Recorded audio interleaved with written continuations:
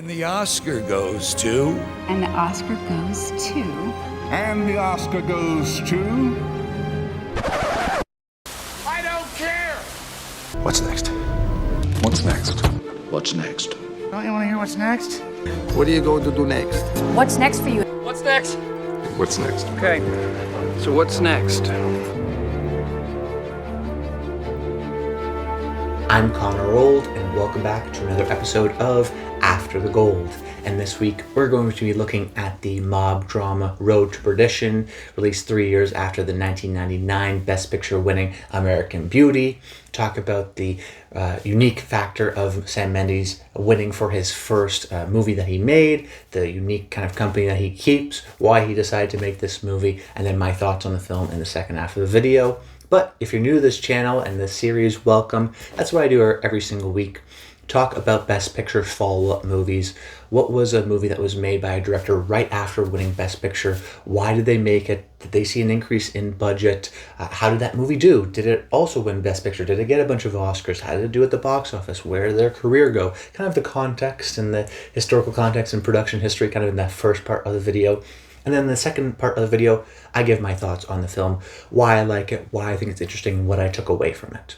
There is no order to how these videos go. We'll jump all over the place and have been done, 10 plus videos in this series so far. So if you want to check out some other Best Picture follow-up videos and movies, check out some of those channels. We upload videos Monday at 12 p.m. Eastern Time every single week. And as always, I'd love to hear your thoughts in the comments down below. Have you seen this movie? What are your thoughts on Sam Mendes as a filmmaker? You can talk about American Beauty or some of his other stuff too. He was on top of my mind recently just because of Denis Villeneuve and the James Bond news. So figured, this was a good time to maybe explore this movie, a movie I really enjoy. So excited to talk about this video and love to hear your thoughts as well. But without further ado, let's jump into things, starting off with the production history. 2002 Road to Perdition, coming off of the 1999 American Beauty win, a movie that I think is maybe mixed in terms of its modern day reputation. But let's, before we kind of go forward, let's go backwards. Let's talk about American Beauty in 1999, oftentimes seen as one of the best movie years of all time. So I think a lot of people don't like this as a Best Picture winner because it feels kind of dated. It feels of its time. Actually, I think that's why I like it. Now, I wouldn't say that I like it over Fight Club or The Matrix or Eyes Wide Shut or some of the other many great movies that were released that year, but I do think it is an interesting time capsule. In the same way, I think even a movie like Office Space or Fight Club are interesting time capsules of this kind of 90s malaise and boredom of success.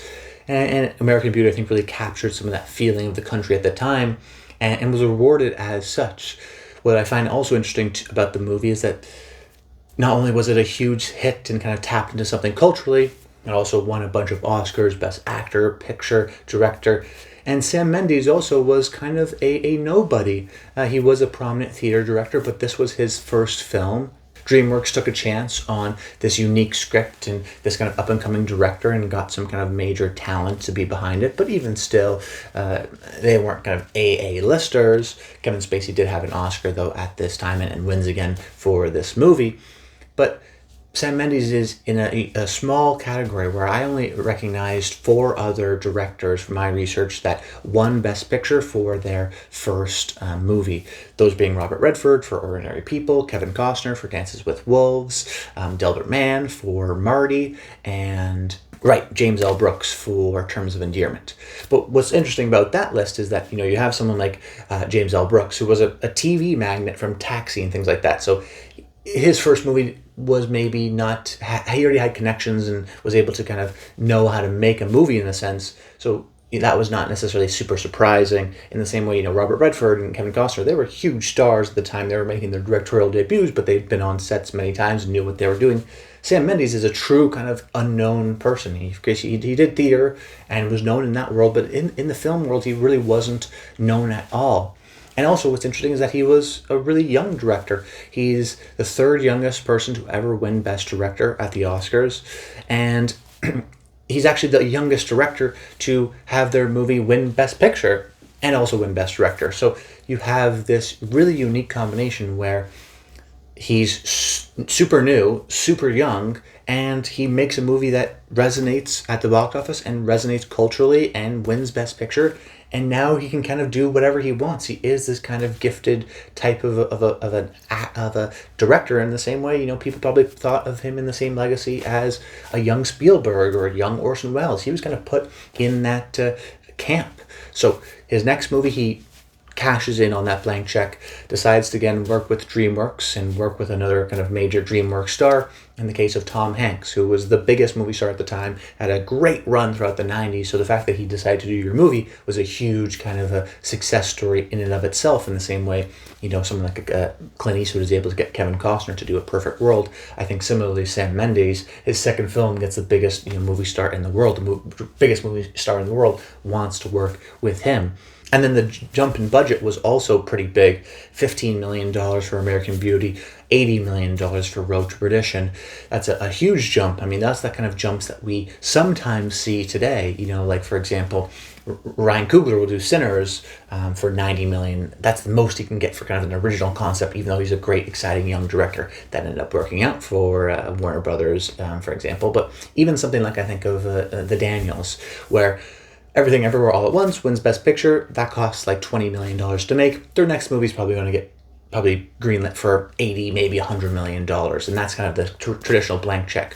The interesting thing is the Daniels in the year of 2025 and 2026 go from $20 million to $80 million in a budget increase. Sam Mendes went from $15 million to $80 million back in 1999, over 25 years ago now at this point. So it just shows you how, you know, that's not including for inflation and things like that. So it really was kind of a huge blank check that was given to him at the time, particularly for this type of a film. It's a somber mob kind of period drama, lyrical, based off a graphic novel, yes, but it wasn't like a hugely celebrated graphic novel. I don't think a lot of people even knew it was adapted off a graphic novel, or, you know, it wasn't like a huge hit in the case of like Watchmen or V for Vendetta, of course, any of the other superhero movies that have a pre-existing fan base.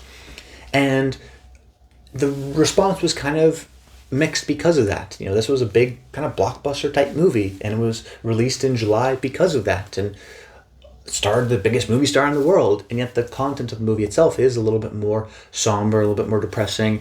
If it makes more sense, kind of like a September or an October release more so than it was a July release. More of a festival movie, you'd think, but because of the budget and the star and everything behind it, it ended up being released in July, and maybe just wasn't a good fit, and kind of had a strong response, but somewhat of a muted response. Wasn't as big of a hit as American Beauty. Didn't get as many Oscars as American Beauty, but still was kind of well respected. Ultimately gets a bunch of kind of below the line nominations, including Paul Newman for Best Supporting Actor, who was actually, this is his last on-screen film role, not including kind of some of his voice work for Cars. And the movie ends up still winning actually an Oscar for Best Cinematography. But I do think that was also in part due to the fact that the cinematographer Conrad Hall had passed away at the time, before the time of release, so the movie was kind of dedicated in his honor, and he's a legendary cinematographer who had already won 2 Oscars before that, including for 99's American Beauty, so it was kind of a chance to kind of reward him one last time. Of course, the work in the movie is absolutely tremendous, but I don't know if Conrad Hall had been alive. Had they also given him the award? It's always tough to tell, but it was kind of a traditional Oscar Best Picture follow-up where it doesn't get nominated for Best Picture, but gets some technical awards, still shows up at that time period, gets 1 acting nomination, ultimately a success, even if it was maybe a slight letdown from what technically could have been the next Orson Welles or Steven Spielberg in the case of Sam Mendes. And I think its modern day reputation is kind of mostly positive. I think a lot of people like this movie more than American Beauty, so typical in that sense that some people online will say, actually, the Best Picture follow-up is even better than the movie that won Best Picture. And yet I don't know its modern day legacy just because it has connections to Hank, so people will check out the movie. But Sam Mendes is also kind of an up and down filmmaker where he'll make one really good movie and then one movie that is maybe more mixed in terms of its reception.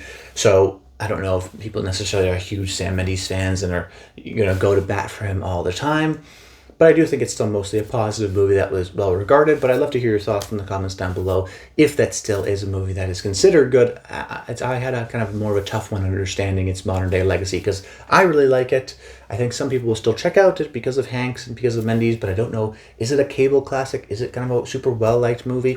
You know, it didn't really appear on most recently the kind of New York Times top 100 movies of the 21st century. Not to say that it should, but it's not of that status necessarily either. So it's kind of in this weird liminal zone, I think, as well.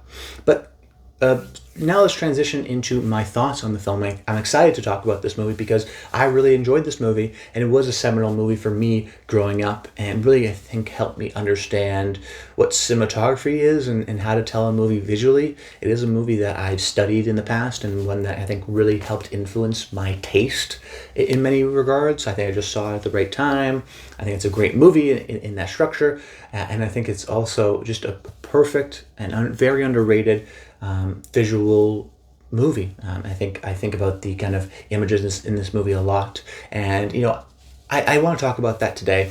Now, that's not to say the movie isn't great at some of the themes and its story of kind of fathers and sons. I am very much interested in that, and there's some great performances, of course, but I'm not going to talk about that today just because we have some limited time, and I wanted to focus for the most part on that visual storytelling, because that's the thing that I ultimately always walk away from the movie appreciating it, and why, and it being so great and it influencing how I view movies, I think is such a huge achievement, it's such a huge feat that I want to kind of do a breakdown of why I think this movie is a masterclass in visual storytelling, and why the cinematography always services the story while also kind of being beautiful in its own right. And it does that by utilizing long takes and point of view editing to create a sense of tension and atmosphere. So the first part, the kind of long takes of the movie, so much of a movie sometimes is teaching people how to view things, or also how to kind of guide your eyes to understand the story.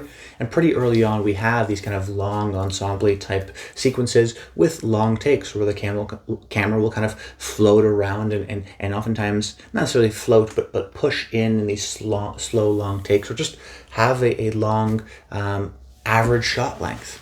And what that does, I think, is teach you a few things. It teaches you that when the director is showing you something will eventually happen at the end of a shot. It's not just showing something to show something. B, it kind of slows down the pace of the movie to understand the kind of world and somberness of the atmosphere and the tone that the movie is going for. And it also helps guide your eyes. You know that a scene will not kind of be rapidly edited, that it will take its time, that it will eventually push to something that is going to try to tell you something in the kind of visual storytelling, in the camera movements, and that's constantly done throughout the film. I'm thinking of the kind of great sequence of bank robberies in the middle of the film. Lots of kind of pans and long takes on dollies, very steady, very calm, but within scenes you start to kind of see frames within frames, you start to understand where people are. Even in the beginning, there's a great sequence where we're pushing in on Daniel Craig's character, and we kind of understand the dynamics of where the allegiances have been sort of shifting all throughout these kind of visual storytelling, all without words. So the long takes are really critical at establishing some of that tone, some of that pace, some of that somberness to what the story is trying to tell, while also oftentimes communicating familial relationships within a certain scene, and just teaching the viewer of this is where you're supposed to look. Trust in the filmmakers that if we're showing a long take, something will happen by the end of the long take. So much so that when we have kind of the very, very end of the movie, the end take creates an intense amount of tension because you know something's going to happen and you're just waiting for it to happen. Certain things like that, I think, really help guide our eyes. And then when the filmmakers decide to do something a little bit more static, or the actors within the scene are just standing still, they utilize editing to kind of guide our eyes. How do they do that? Through eye lines. This is a great movie of eye lines, of certain sequences where, very simple, someone's looking at something, then we see a point of view shot of what they're looking at the very beginning, the kind of inciting incidents of the film with the young boy at the center, Tyler Hoechlin, Tom Hanks's kid, who is looking at and seeing a murder, and we see the point of view shot of the underneath of the kind of door that he can see. Other sequences I'm thinking of, like Tom Hanks at a club, where we do a kind of great combination, a long take to track him into the club, and we understand the world and the atmosphere and the kind of tone of where we are in the setting, which just establish everything. And then when we get to the actual office itself, we have this kind of great rhythmic editing, POV editing, where we see Tom Hanks, give this man a letter. We see the reaction of the man when he opens the letter be kind of somber and his face drops. Then we see a cut back to Tom Hanks, his reaction to the man's reaction, knowing that something's wrong. Then we see a cut to a gun on a table hidden kind of underneath a playbill, kind of a book there. And then we cut back to Tom Hanks recognizing that he has seen the gun in this kind of POV way, and we're just kind of building up that kind of attention with this kind of rhythmic editing until we kind of hit the boiling point of the scene and kind of the climax of the scene itself. So many instances like that throughout the movie where long takes to establish tone, atmosphere, guide our eyes, and in the same way guiding our eyes through kind of tension and sometimes rhythmic editing and point of view editing as well. All of which, though, ultimately to tell the story. And that's the kind of things I mentioned at top in terms of why I think this movie is influential and why it's so great as visual storytelling. All the things here are without dialogue, without words, but establish tone, establish story, and help us understand the dynamics of the characters, the tension within a scene. And there's so much more to talk about too. Mendes uses a lot of great sound design within the movie in that scene in particular, using kind of the earthquake shakiness of the dance club above, or there's a it's like a stock market ticker taper scene that goes on later on in the film that has a sense of kind of tension that builds to it.